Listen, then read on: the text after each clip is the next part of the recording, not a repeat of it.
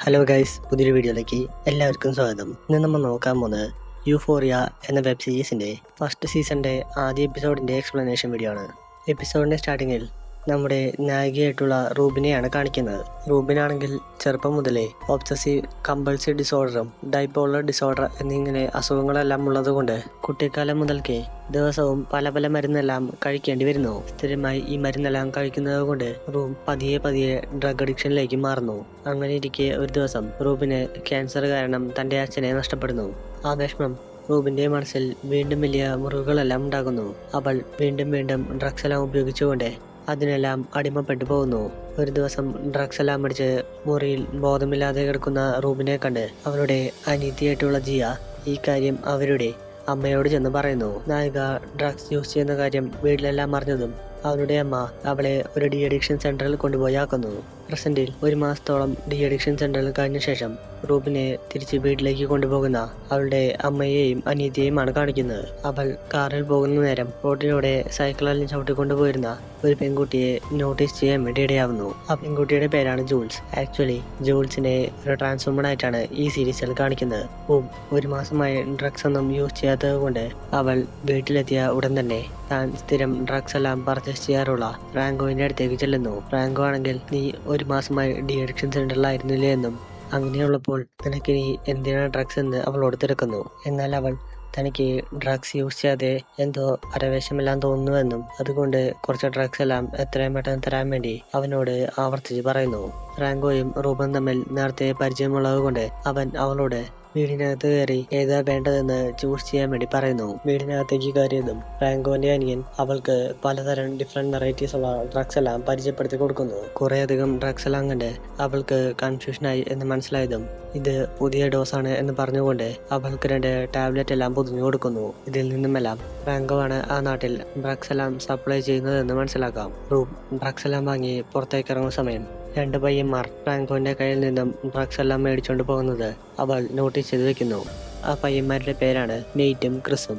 അവർ drugs എല്ലാം മേടിച്ചുകൊണ്ട് കാറിൽ മിന്നിച്ചു പോകുന്ന സമയം റോഡിലൂടെ ജൂൾസ് സൈക്കിൾ ചവിട്ടി പോകുന്നത് കണ്ട് നെയ്റ്റ് ഉച്ചത്തിൽ അവളെ പറ്റി മോശമായിട്ടെല്ലാം പറയുന്നു. ജൂൾസ് ആണെങ്കിലും ഒട്ടും മോശമല്ലാതെ അവനെ തിരിച്ചും ചീത്തയെല്ലാം വിളിക്കുന്നുണ്ടെങ്കിലും അവൾക്ക് സൈക്കിളിലെ ബാലൻസ് എല്ലാം നഷ്ടപ്പെട്ട് അവൾ സ്ലിപ്പായി റോഡിലേക്ക് വീഴുന്നു. അവിടെ കട്ട് ചെയ്ത് ഒരു ട്രാൻസ്ഫോമർ ആയതുകൊണ്ട് ഒരുപാട് മരുന്നെല്ലാം കഴിച്ച് തന്റെ വീട്ടിൽ റെസ്റ്റ് എടുക്കുന്ന ജൂൾസിനെയാണ് കാണിക്കുന്നത്. ഈ സമയം അവൾ ഒരു ഡേറ്റിംഗ് ആപ്പിലൂടെ ഡോമിനന്റ് ഡാഡി എന്ന വ്യക്തിയെ പരിചയപ്പെടാൻ വേണ്ടി ഇടയാവുന്നു. അങ്ങനെ കുറച്ചു നേരത്തെ ചാറ്റിംഗ് കൊണ്ട് തന്നെ അവർ രണ്ടുപേരും അന്ന് രാത്രി ഒരു ഹോട്ടൽ റൂമിൽ വെച്ച് മീറ്റ് ചെയ്യാമെന്ന് തീരുമാനിക്കുന്നു. അവിടെ കട്ട് ചെയ്ത് ഒരു പാർട്ടിക്ക് പോകാൻ വേണ്ടി റെഡിയാവുന്ന കാസിയെയും മാഡിയെയും കാറ്റിനെയും ആണ് കാണിക്കുന്നത്.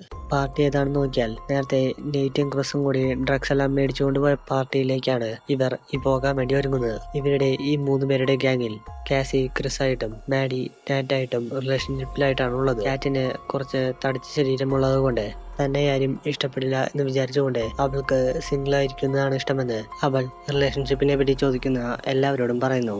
അവിടെ കച്ചിത് തന്റെ വീട്ടിലെ വാഷ്റൂമിൽ കയറി ഡ്രഗ്സ് എല്ലാം യൂസ് ചെയ്യുന്ന റൂബിനെയാണ് കാണിക്കുന്നത്.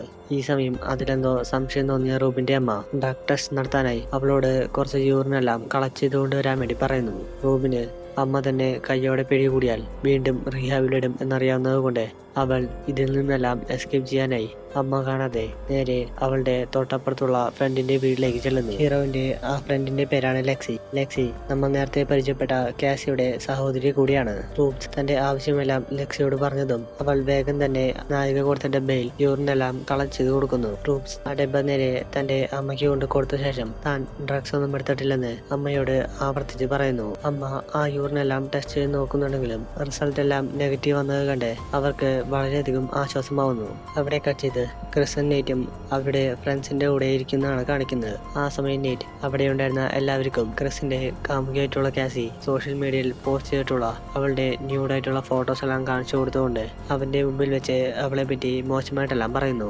ക്രിസ് ഇതെല്ലാം ഫേക്ക് ആണ് എന്ന് പറയാൻ വേണ്ടി നോക്കുന്നുണ്ടെങ്കിലും അവരാരും തന്നെ അവൻ പറയുന്നതൊന്നും കേൾക്കാൻ വേണ്ടി കൂട്ടാക്കുന്നില്ല. അന്ന് ഈവനിങ്ങിൽ പാർട്ടിക്കിടയിൽ വെച്ച് ക്രിസ് കാസിയെ കൂട്ടിക്കൊണ്ട് തൊട്ടപ്പുറത്തുള്ള പ്രൈവറ്റ് റൂമിലെല്ലാം പോയ ശേഷം അവളുടെ കൂടെ ഫിസിക്കലി പോകാൻ വേണ്ടി നോക്കുന്നു. എന്നാൽ അവൻ അവളുടെ കൂടെ ഫിസിക്കലെല്ലാം പോകുന്ന സമയം അവന് അവൻ്റെ സുഹൃത്തുക്കൾ പറഞ്ഞു കളിയാക്കിയ കാര്യമെല്ലാം വീണ്ടും മെമ്മറിയിലേക്ക് വരുന്നു. അതുകൊണ്ട് തന്നെ അവൻ ഫിസിക്കലി പോകുന്ന സമയം അവളുടെ അടുത്ത് വളരെയധികം റഫായിട്ടെല്ലാം പെരുമാറുന്നു. ക്രിസിന്റെ പെരുമാറ്റത്തിലുള്ള ഈ മാറ്റം കണ്ട് കാസി അവനോട് പ്രശ്നം എന്താണെന്ന് തിരക്കുന്നു. എന്നാൽ ക്രിസ് തനിക്കിന്ന് പ്രത്യേകിച്ച് മൂടൊന്നുമില്ല എന്ന് പറഞ്ഞുകൊണ്ട് അവിടെ നിന്നും എഴുന്നേറ്റ് പോകുന്നു. അവിടെ കക്ഷിത് ഡൊമിനന്റ് ഡാഡി എന്ന വ്യക്തിയെ ഹോട്ടലിൽ ചെന്ന് മീറ്റ് ചെയ്യുന്ന ജൂൾസിനെയാണ് കാണിക്കുന്നത്. റൂമിൽ ചെന്ന സമയത്താണ് ജൂൾസിന് ഈ വ്യക്തിക്ക് നല്ല പ്രായമുണ്ട് എന്ന കാര്യമെല്ലാം മനസ്സിലാവുന്നത്. അയാൾ ജൂൾസിനോട് അവളുടെ പ്രായം എത്രയാണെന്ന് തിരക്കുന്നു.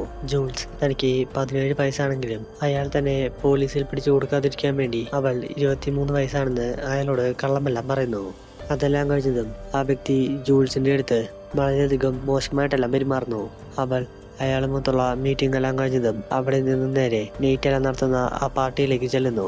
അവിടെ കക്ഷിത് പാർട്ടി അറ്റൻഡ് ചെയ്യാൻ വന്നിരിക്കുന്ന മാഡിയെയാണ് കാണിക്കുന്നത്. മാഡിക്കും നെയ്റ്റിനും ഇടയിലുള്ള റിലേഷൻഷിപ്പിൽ ചെറിയ പ്രശ്നങ്ങളെല്ലാം ഉള്ളത് കൊണ്ട് മാഡി നെയ്റ്റ് പോസസീവ് ആവോ എന്നറിയാൻ വേണ്ടി അവിടെ വന്ന ഒരു പയ്യന്റെ കൂടെ വളരെയധികം ക്ലോസ് ആയി ഒരു ഡാൻസ് എല്ലാം കളിക്കുന്നു. അവൻ നെയ്റ്റിനെ വീണ്ടും ദേഷ്യം കയറ്റാൻ വേണ്ടി ആ പയ്യന്റെയും കൂട്ടി സ്വിമ്മിംഗ് പൂളിൽ പോയ ശേഷം അവനെ കിസ് എല്ലാം ചെയ്യുന്നു. ഇതെല്ലാം കണ്ട് നെയ്റ്റിന് വളരെയധികം ദേഷ്യമെല്ലാം വരുന്നു.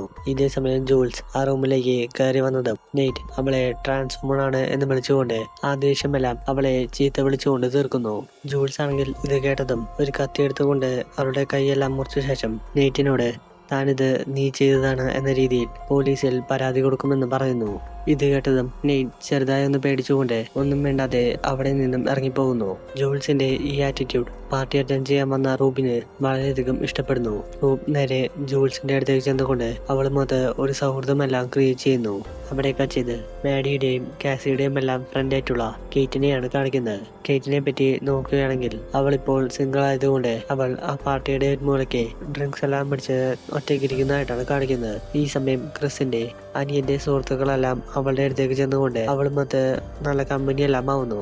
അവർ കേറ്റിനോട് അവളൊട്ടും മോഡേൺ അല്ലെന്നും അതുകൊണ്ടാണ് അവളിപ്പോഴും സിംഗിൾ ആയിരിക്കുന്നതെന്ന് പറയുന്നു. ഇത് കേട്ട് ദേഷ്യം വന്ന കേറ്റ് ആവട്ടെ മദ്യത്തിന്റെ ഹാങ് ഓവറിൽ താൻ വളരെ മോഡേൺ ആണ് എന്ന് തെളിയിക്കാൻ വേണ്ടി അവന്മാർ പറയുന്നതനുസരിച്ച് അവളുടെ ഡ്രസ്സെല്ലാം അഴിച്ചു മാറ്റുന്നു. അവിടെ കച്ചിത് ജൂൾസിന്റെ കൂടെ അവളുടെ വീട്ടിലേക്ക് ചെന്നിരിക്കുന്ന റൂബിനെയാണ് കാണിക്കുന്നത്. റൂബ് ഉടൻ തന്നെ തന്റെ അമ്മയെ വിളിച്ചുകൊണ്ട് തനിക്ക് ജൂൾസ് എന്ന ഫ്രണ്ടിനെ കിട്ടിയെന്നും അതുകൊണ്ട് ഇന്ന് രാത്രി താൻ ജൂൾസിന്റെ കൂടെയാണ് താമസിക്കുന്നതെന്ന് അമ്മയോട് പറയുന്നു.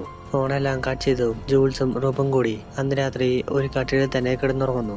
അവിടെ കട്ട് ചെയ്ത് പാർട്ടിയെല്ലാം കഴിഞ്ഞ് തന്റെ വീടിന്റെ സ്റ്റെയർ കേസ് എല്ലാം മെല്ലെ കയറി പോകുന്ന നെയ്റ്റിനെയാണ് കാണിക്കുന്നത്. ഈ സമയം ചുമലിലിരിക്കുന്ന നെയ്റ്റിന്റെ ഫാമിലി ഫോട്ടോയിൽ നിന്നും ജൂൾസിന്റെ കൂടെ ഹോട്ടൽ റൂമിലുണ്ടായിരുന്ന ഡൊമിനന്റ് ഡാഡി എന്ന വ്യക്തി നെയ്റ്റിന്റെ അച്ഛനായിരുന്നു എന്ന കാര്യമെല്ലാം മനസ്സിലാവുന്നത്. ഇത്രയും കാണിച്ചുകൊണ്ട് ഈ എപ്പിസോഡ് ഇവിടെ വെച്ച് അവസാനിക്കുന്നു. ഈ സീരീസിന്റെ ബാക്കി വീഡിയോസിനായി ചാനൽ മറക്കാതെ സബ്സ്ക്രൈബ് ചെയ്യുക.